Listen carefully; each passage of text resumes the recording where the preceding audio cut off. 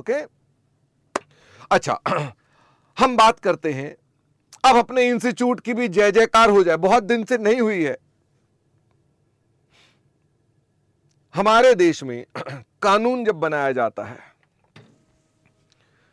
तो बताइए, सबसे पहले कानून जब आता है तो उसके लिए उसे पार्लियामेंट में पेश किया जाता है, पार्लियामेंट में पेश होता है तो बिल बनता है, बिल जब बनता है तो फिर वो पार्लियामेंट में पास होता है, जब पार्लियामेंट में पास हो जाता है तो वो एक्ट बन जाता है। क्या एक्ट बनते ही वो लागू हो जाता है या कुछ और भी है? फटाफट से बताओ, क्या एक्ट बनते ही वो लागू हो जाता है या कुछ और भी है?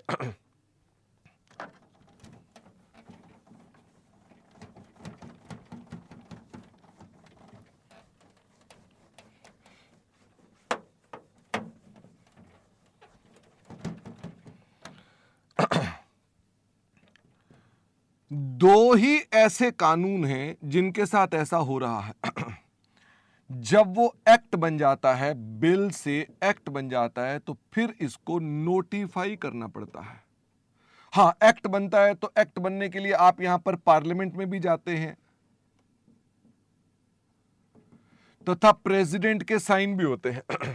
ठीक है, इसका मतलब यह है कि मान लीजिए कोई बिल था, उस पे पार्लियामेंट ने भी पास कर दिया, लोकसभा ने भी कर दिया, राज्यसभा ने भी कर दिया, राष्ट्रपति ने भी साइन कर दिया, तो क्या बन गया? एक्ट। एक्ट बन गया। पर ये लागू करने के लिए गवर्नमेंट को क्या करना पड़ता है? एक नोटिफिकेशन निकालनी पड़ती है। क्या करना पड़ता है? नोटिफिकेशन निकालनी पड़ती है। हिंदुस्तान में दो ही कानून ऐसे हैं जो एक्ट तो बन गए पर वो कभी नोटिफाई नहीं हुए।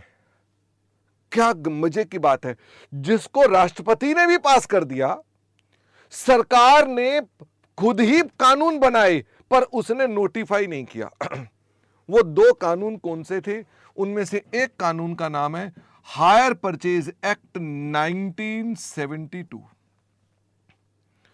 तो ये कानून बना तो सही पर नोटिफाई नहीं हुआ, तो क्या ये लागू हुआ कि नहीं हुआ?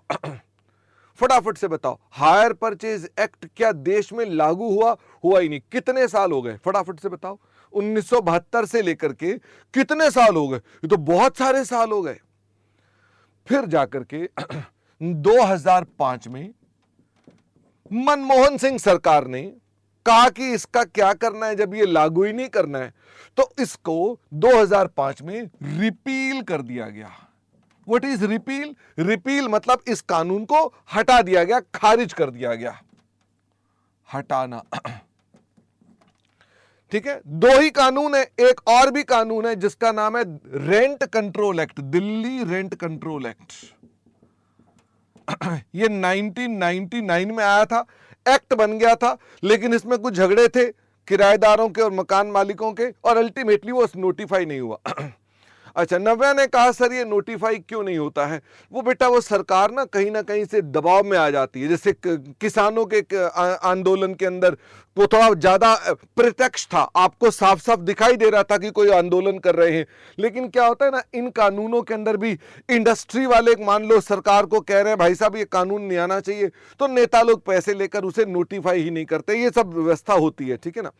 इसका मतलब ये कि ये कानून अल्टीमेटली आया ही नहीं, और वैसे ही इसके अंदर भी मकान मालिकों का कुछ रोला था और उन्होंने भी इसको आने नहीं दिया, और अल्टीमेटली ये कानून भी नहीं आया। ये मेरी चर्चा का विषय नहीं है, इसलिए मैं रेंट कंट्रोल एक्ट को हटा देता हूं।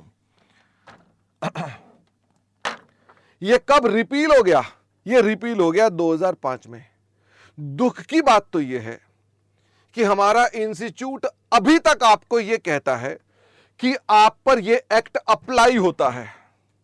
ये कभी हिंदुस्तान में अप्लाई ही नहीं हुआ, 2005 से भी पहले अप्लाई नहीं हुआ।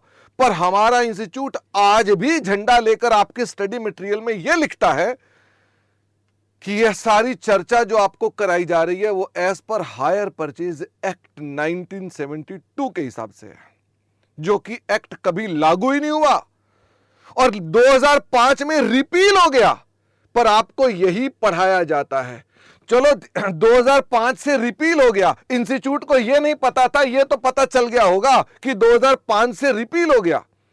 आज 17 साल हो गए रिपील हुए, वो कानून एग्जिस्ट ही नहीं करता। अब नोटिफाई छोड़ो, एग्जिस्ट ही नहीं करता है। पर आप लोगों को एग्जाम में यह लिख कर आना है कि hire purchase is governed bye hire purchase act 1972। This is the tragedy. अपनी स्टडी मटेरियल खोल लीजिएगा, उसमें आपको लिखा मिल जाएगा कि hire purchase is governed bye hire purchase act 1972, और उसके नीचे सारी बातें लिखी होंगी एज पर दैट एक्ट हम ये काम करते हैं। वो कानून आपके लिए है ही नहीं है। हाँ, उमंग कह रहा है ईमेल कीजिए। मैंने मेरे ख्याल से पिछले 30 सालों में इस मुद्दे पर 10-12 मेल कर चुका हूं, एक का भी जवाब नहीं आया। घबराने की कोई बात ही नहीं है। और वीडियो बना दो तो फिर इनको तकलीफ होती है कि आप हमारी इंसल्ट करते हैं, वीडियो बनाते हैं, हमारे ऊपर बड़ा दुख होता है। मेरे को भी उन्होंने रिसेंटली वीडियो बनाने के जुर्म में 1 लाख रुपए का जुर्माना कर दिया। उन्होंने कहा तुम्हारे को 1 लाख का जुर्माना लगा देते हैं। अब तुमको समझ ही नहीं आती है तो हम क्या कर सकते हैं। वो उठा करके उन्होंने कहा जी शर्मा जी 1 लाख रुपए दो क्योंकि तुम वीडियो बना के बात करते हो। 12 मेले लिखी कि भाई साहब ये एक्ट बंद हो गया है, पहले नोटिफाई नहीं हुआ था। उन्होंने कुछ नहीं, अभी भी ऐसा ही है। अब आपको मैं यही कहूंगा कि भैया तुम ये लिखा है ना कि ये रिपील हो गया है तो तुम्हारे को नंबर नहीं देगा, ठीक लिखने के नंबर नहीं मिलेंगे। गलत लिखोगे तो तुम पास होगे। यही तो प्रॉब्लम है कि इंस्टीट्यूट की इतनी बुराइयां होती हैं और इनकी काउंसिल कुछ नहीं करती है। हाँ, एक बच्चा कह रहा है आपने 1 लाख रुपए दे दिए, मैं इनको 1 लाख रुपए दूंगा, बोलूंगा आओ घर पे चक्कर लगाओ पहले। तुम यही तो कहोगे कि डिग्री तुम्हारी वापस लेंगे, तो लेकर दिखाओ, फिर जाऊंगा हाई कोर्ट। ठीक है ना, तुम्हें 1 लाख भी नहीं दूंगा और तुम्हारे को नचाता भी रहूंगा मैं। और वीडियो बनाने की बात है तो ये वीडियो भी काट के डाल दूंगा मैं, ठीक है, ट्विटर पे डाल दूंगा, बोलूंगा लो देखो तुम मेरे को लाख रुपए मांगते हो, तुम्हारे को बताते। ये देखो जरा, अभी आगे देखिए, मैंने आपको नोट्स में लिखवा दिया, ये नोटिफाई नहीं हुआ है। 2005 में रिपील हो गया। आईसीआई अभी भी कहता है ये hire purchase act governing law है और उसके हिसाब से चैप्टर बना दिया है। और मैंने आपकी मदद के लिए ये जो एक्ट रिपील हुआ था 2005 में, एक्ट ऑफ 31 ऑफ 2005 रिपील्ड, जिसका सेक्शन 1 कहता है दिस एक्ट में be called hire purchase repeal act 2005। इसका सेक्शन 2 कहता है hire purchase act 1972 is repealed, और इसके ऊपर राष्ट्रपति ने भी साइन कर दिए 2005 में, और यह गजट में भी पब्लिश हो चुका है 2005 में। इसका मतलब ये गजट में भी बन गया तो रिपील हो चुका है, ये रिपील हो चुका है। अब हम बात करते हैं कि हमारा इंस्टीट्यूट, आओ आपको इसके अंदर वैसे तो इंस्टीट्यूट की स्टडी मटेरियल मिल जाएगा लेकिन कोई दिक्कत नहीं है, आपको दिखाते हैं। ये देखो, सारे इंस्टीट्यूट की जय जयकार कर देंगे। 2021 का सवाल है 4 नंबर का, जिसमें सबसे पहले वो लिखता है hire purchase is governed by the hire purchase act 1972, जो रिपील हो चुका है। हम अभी भी बच्चों को कहते हैं भाई साहब ये लिख कर आओगे तो पास हो गए।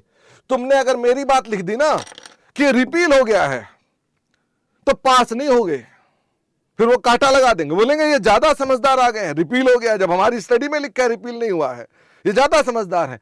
तो रट्टा लगा लीजिए कि आप पर हायर परचेज एक्ट 1972 अप्लाई होता है। बात समझ में आती? मैं इसका वीडियो काट के ट्विटर पे डाल दूंगा ताकि इंस्टीट्यूट वालों को थोड़ी सी शर्म आए और वो कहें कि साहब इसको चेंज करते हैं।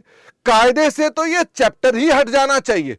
जब लीजेस का चैप्टर ग्रुप 2 में डाल रखा है तो वहां लीजेस कवर हो रही हैं, फिर आप वहां पर सब बातें कर रहे हैं। ये चैप्टर डालना ही नहीं चाहिए कि आप लीजेस का 2 पार्ट आप यहां पढ़ा रहे हैं, बाकी आप कह रहे हैं वहां पढ़ो। ऐसा क्यों? सारा का सारा इकट्ठा पढ़ाओ बच्चों को। एनीवे, तो वापस चलते हैं। तो मेरे नोट्स में ये लिखा हुआ है कि ये रिपील्ड है, बट आईसीआई कहता है रिपील्ड नहीं है। इसका मतलब ये कि चुपचाप इंस्टीट्यूट का रट्टा लगा लो और आप काम करो। हाँ, ओम कह रहा है सर ये कैसे हो सकता है जब अप्लाई हो ही नहीं रहा, तो फिर ये भाई इसके लिए क्या करना है ना ओम, तुमको पेपर देने हैं ना, तो क्या कर सकते हैं पेपर में? तो जो तो इंस्टीट्यूट कहता है वही करोगे ना। डिफरेंट करोगे तो मुश्किल हो जाएगी। आओ वापस चले।